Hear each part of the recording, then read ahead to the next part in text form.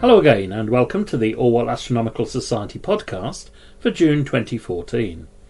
First, let's talk about the moon. New moon this month is on the 22nd of June and full moon on the 13th. So the best time to look at the moon through a telescope is between the last and first quarters at any time in the first and last weeks of the month.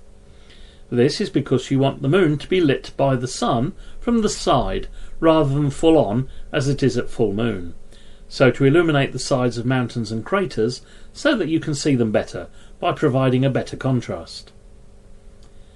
June marks the start of the noctilucent cloud season, and these are rare and beautiful clouds that are a result of the sun shining through very high ice crystals after it has set from the point of view of the observer.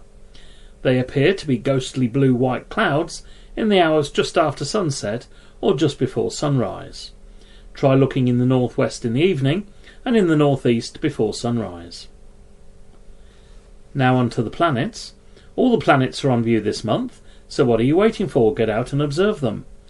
Mercury is best seen at the start of the month, just after sunset, in the constellation of Gemini in the northwest.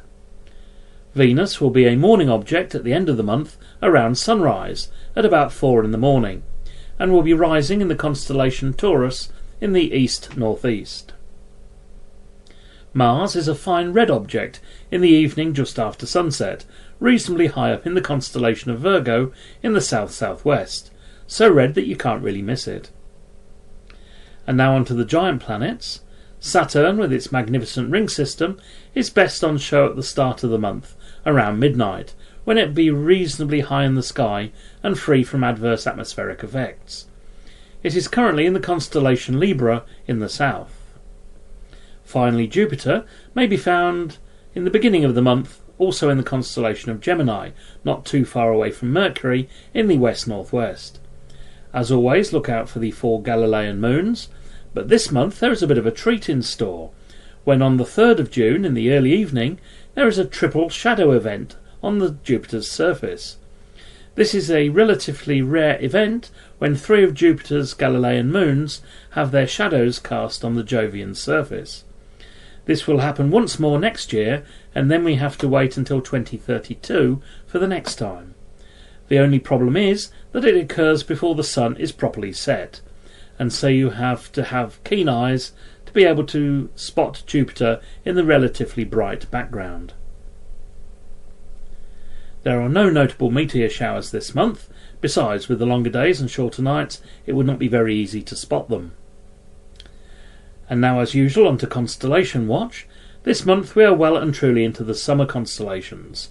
The Cygnus family that I talked about in an earlier podcast, Lyra, Delphinus and Sagitta, and the summer triangle formed between the 3 bright stars Deneb in Cygnus, Vega in Lyra and Altair in Aquila the Eagle. The Milky Way is not best placed to view at this time of the year, not only because of the brighter sky, but because the Milky Way is currently lying flat across the eastern horizon. However, there are some nice double stars to look at. The widest separated double star system as seen from the Earth may be found in the handle of the plough, the second star in from the end of the handle.